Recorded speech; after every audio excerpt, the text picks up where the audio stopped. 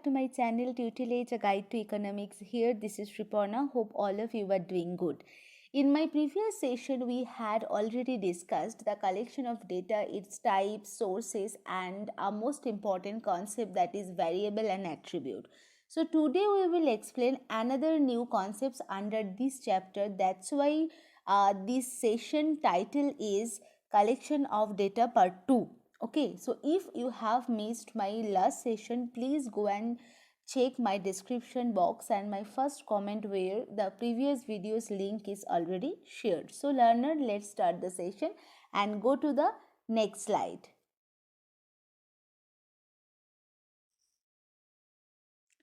So here we can see some concepts which we will discuss today. So first one is concept of continuous and discrete variable, and which is the one of the most important topic in statistics also.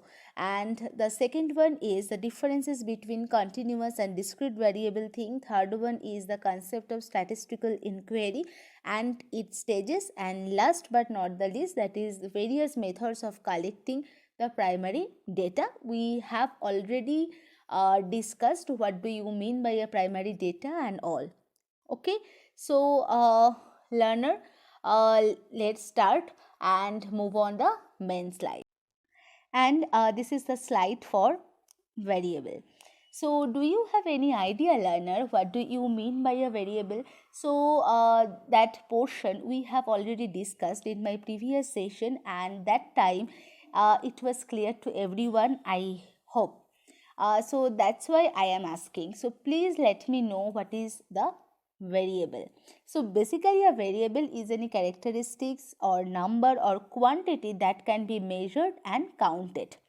So from definition we got most important two sentences. The first one is the variable can be measured. Clear?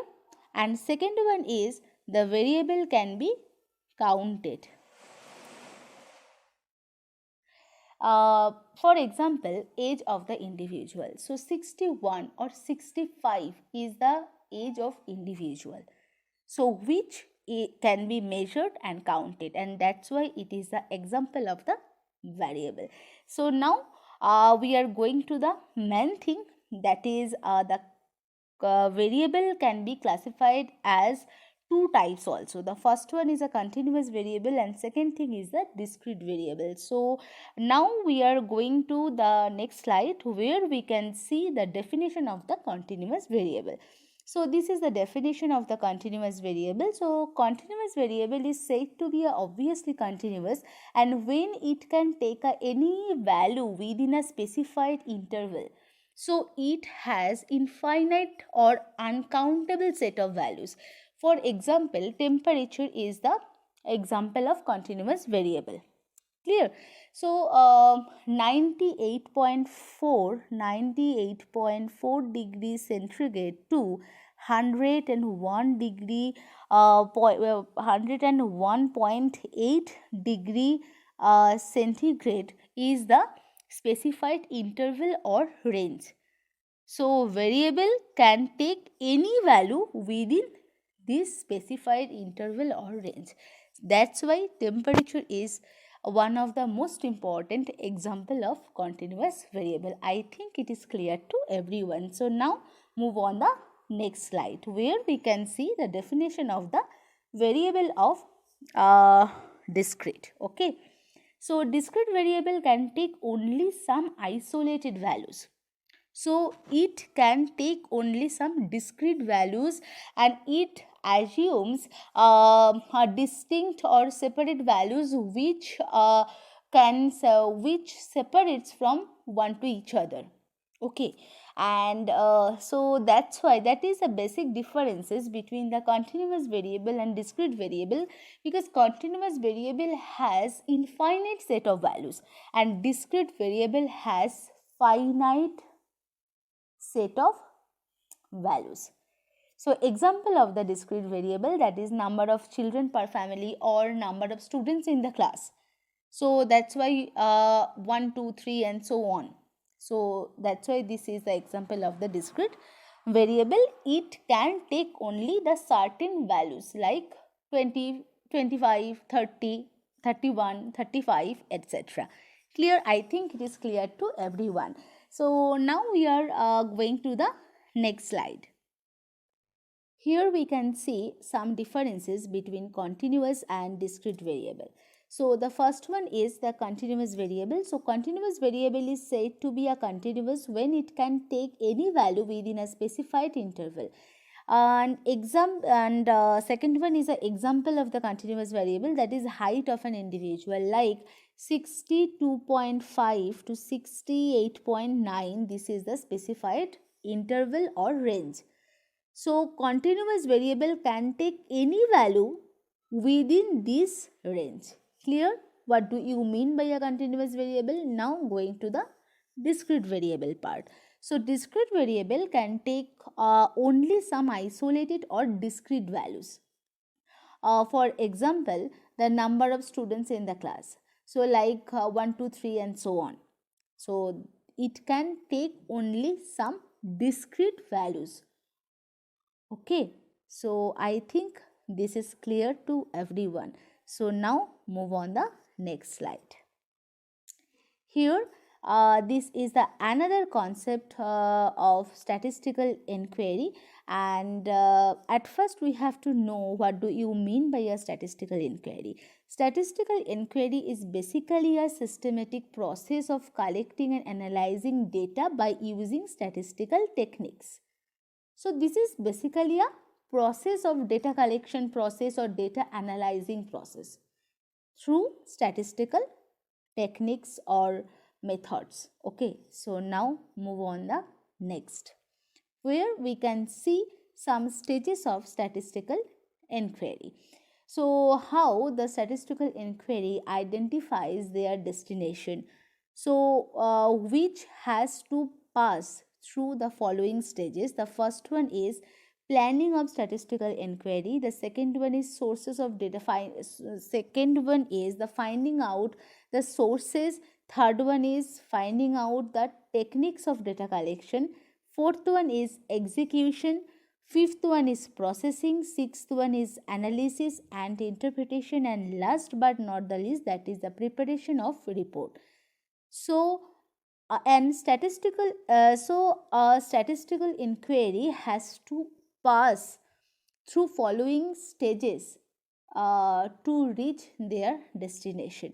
So at first we have to plan a statistical inquiry, then finding out sources of data and suitable data collection technique also.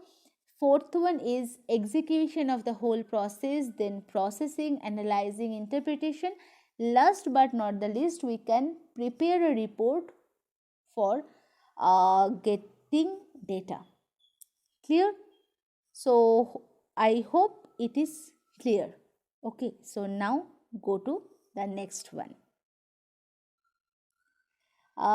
Here we can see the definition of the primary data, and we have already discussed that portion in my previous section. So so learner, what do you mean by a primary data? Primary data are those which are collected for a specific purpose directly from the field of inquiry, and hence it is original in nature also. So there is no middleman, no third party interaction, no interpretation, no interaction, and not needed their help also.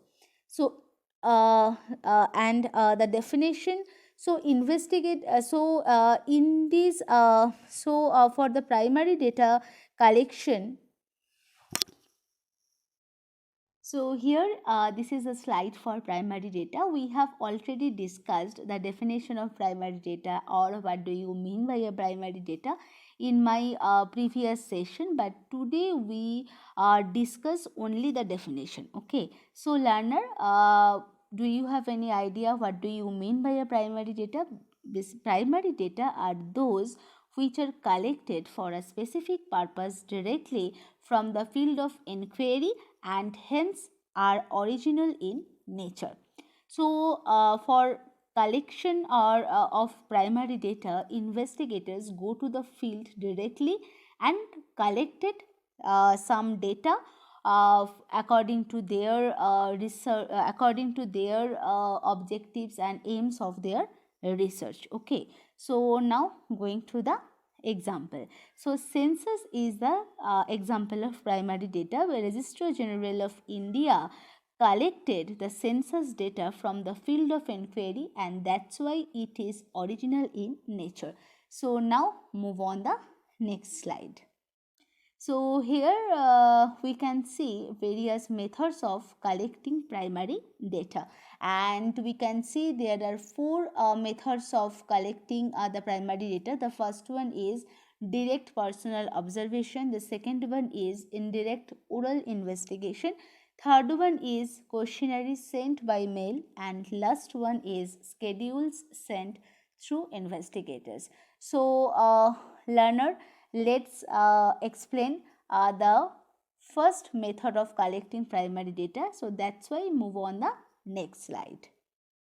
So this is the slide for direct personal observation. So in this method, the investigator collects the requisite information personally through observation or by measurement. Clear?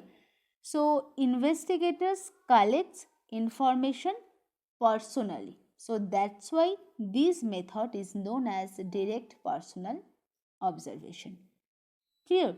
So do you have any idea, learner, what are the merits of direct personal observation? Merit means advantages. Okay. So direct personal observation is very much reliable, because investigator collects information personally through their observation or by measuring techniques. Okay. The second one is there is uniformity of data,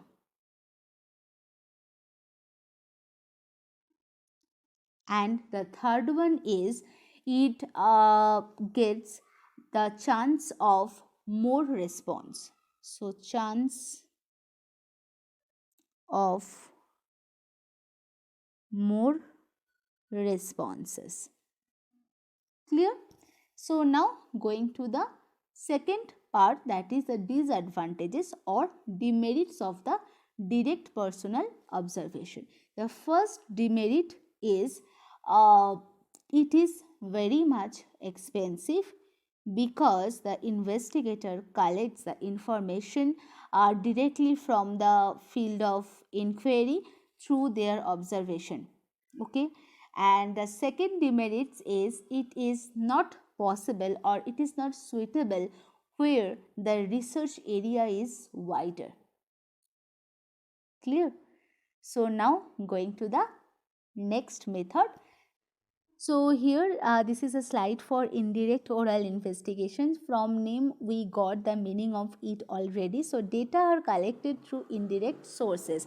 When government appoints some commissions and committees for collection of data, so that time this method is known as indirect oral investigation. And when government collects data directly from the field of inquiry, so that process is known as direct personal observation, and that is the basic differences between two, direct personal or and indirect oral investigation. So now going to the merit and demerits of this method. So merit of this method, it can take less time and energy, and it covers a wide area. Clear? And demerits of this method, it may not be reliable because third party interference, third party biasness is present in this method, and so the collected data through this method may not be reliable because data are collected through indirect sources. Now going to the next slide, where we can see another methods of collecting primary data, and that is questionnaires sent by mail or mailed questionnaires. So at first we have to know what do you mean by a questionnaires. So questionnaires means a set of questions. Okay. So in this method, investigators select their objectives and the aims of the research and prepare some set of questions according to their objectives, and then printed questionnaire is sent through mail to a selected list of persons with a request to return them duly filled in. Clear? So it's a request that it may be returned to the investigator properly filled up. So now the merit of the method. So the first merit is it is very cheap and economical. That's why nowadays this is the one of the most popular method of collecting primary data, and it can be used where the inquiry area or the research area is wide, but the collected data may not be reliable very much, because informants themselves record their answer. So that's why it may not be reliable. Okay. So now the demerits. So demerits, basically the demerits of this method is it is a very tough situation. It may not be responded, and there is some uncertainty of collection of data. Clear? So now going to the next slide, where we can see the schedules sent through investigators, and which is the last method of collecting primary data. Clear? So paid investigators carry with them printed schedules specially designed for the purpose, and interviewing the people and fill up the schedules themselves on the spot. So that means list of schedule are sent to the informants through the investigator. Okay. So at first investigator explains their aims and objective to the informants and ask them for cooperation, and after that they read it to informants and record their answer on the same schedules. That is the basic differences between the schedules sent through investigators and mailed questionnaires. In mail questionnaires method, informants themselves record their answer. That's why the collected data may not be reliable very much. But in this method, investigator record it. Investigator record their responses, their answers. So that's why it is reliable than the mailed questionnaires method. So that's why it is used by government. Okay. So I think this is clear to everyone. So learner, we are done for the today's session. In this session, we have discussed the concept of continuous and discrete variable and their differences, statistical inquiry, their stages, and the various methods of collecting primary data. I hope it will be very helpful to all. I will be back again with a new session. Till then, stay tuned. Please like, share, comment my videos, and do subscribe to my channel. Thank you.